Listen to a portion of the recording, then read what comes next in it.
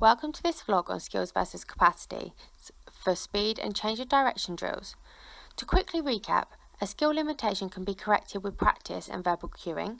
However, a capacity limitation is a permanent limitation that requires an athlete to adapt their movement patterns to achieve a skill or movement. To start with, we will look at speed drills. The chosen drill has a goal to improve an athlete's acceleration into top-end speed by trying to improve the athlete's turnover ability. The first analysis is an athlete with a capacity limitation. The drill used requires the athlete to accelerate over SAQ hurdles that gradually increase in distance to promote a longer stride length whilst maintaining fast hip flexion, dorsiflexion and turnover. Laura is the athlete trying to complete this drill. We can see that as the hurdle distances increase, Laura begins to bound more as she finds it more challenging to achieve the necessary stride length needed to clear the hurdles. She is struggling to accelerate to a velocity which would enable her to maintain a good technique throughout. When we slow down the video, Laura begins with a good running technique which includes hip flexion, dorsiflexion and an ability for foot strike to be below her body. However, as the hurdle distances increase, Laura's right chronic Achilles tendinopathy starts to become more apparent as she is now no longer able to reach the same positioning throughout the right and left sides. Laura spends a greater amount of time on her right foot, secondary to the reduced quality of the stretch shortening cycle and an increase in knee flexion. This slows Laura down and results in Laura trying to reach for the hurdles. Consequently, Laura's ability to foot strike with her foot under her body is reduced.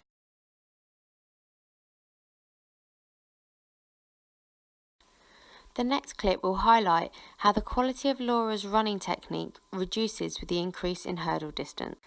At the first paused image, Laura has triple extension through the left leg with right hip and knee flexion and dorsiflexion. The right foot is then pulled underneath her and this allows for the left leg to come through. However, Laura has reduced hip extension through the right side in comparison to the left. Laura manages to pull the left foot down into foot strike fast and underneath her body to allow her body to be propelled forwards for the next stride. However, the quality of this movement is not replicated with the next foot strike and toe off phases. Laura now loses the ability to keep her foot below her knee and gains a foot strike with her foot in front of her body.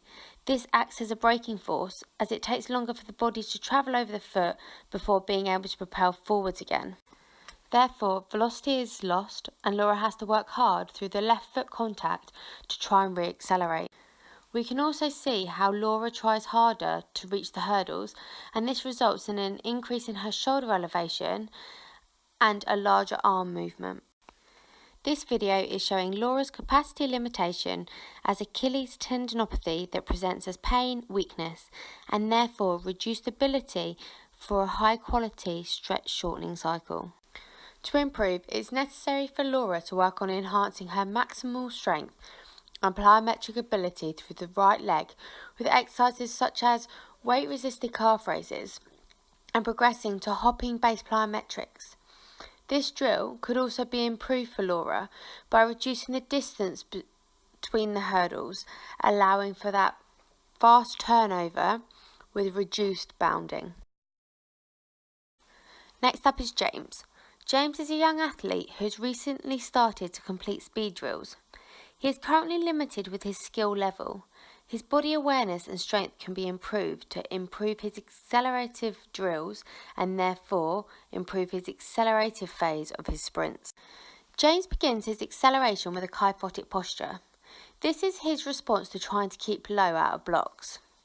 He then keeps his protracted neck position throughout, and when asked, he feels this position is necessary to allow for a forwards lean, which then allows for further acceleration. James has an acceptable technique with an ability to gain foot strike under his body, an amount of triple extension at the hip, knee and ankle to allow for propelling forwards. His leg then recovers by relaxing the quads to allow for full knee flexion, which enables James to have a fast hip flexor movement because of this shorter lever. James is then able to reproduce his patterning again and again. To improve James's running posture, verbal cues such as standing tall or imagining that he has a bit of string pulling him up could help him.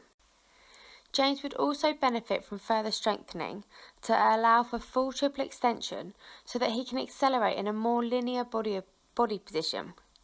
Exercises such as power cleans, squats, lunges and rebounds could help him with this. With strengthening, an improved understanding of the skill required and an improved body awareness, James will be able to improve his skill level and hopefully his speed.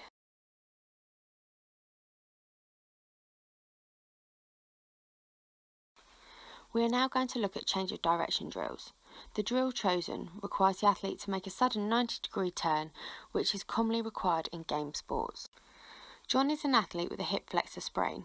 He is currently presenting with a capacity limitation that will hopefully improve with rehab. John is needing to run into the drill. He then decelerates a few strides before the turn and plants his right foot before turning to his left to re-accelerate. We can see that John presents as being tentative as he plants his foot with his foot facing forwards. Because of his fear, reduced strength, mobility and therefore stability through the hip, his slow velocity approach allows his hips to remain high and his torso vertical before trying to turn the 90 degrees. John is then attempting to accelerate out of the turn. With this first image, we can see that John starts to decelerate by foot striking with his foot in front of him and slightly to the right in preparation for the turn. At the next image, John's right foot is planted more to his right and there is a slight right torso lean to allow for maintaining balance, and the left hip starts to laterally rotate to allow for the necessary change of direction. In an ideal world, John would have a lower centre of mass to allow for a stronger position with increased balance. This could be achieved by having a wider base of support.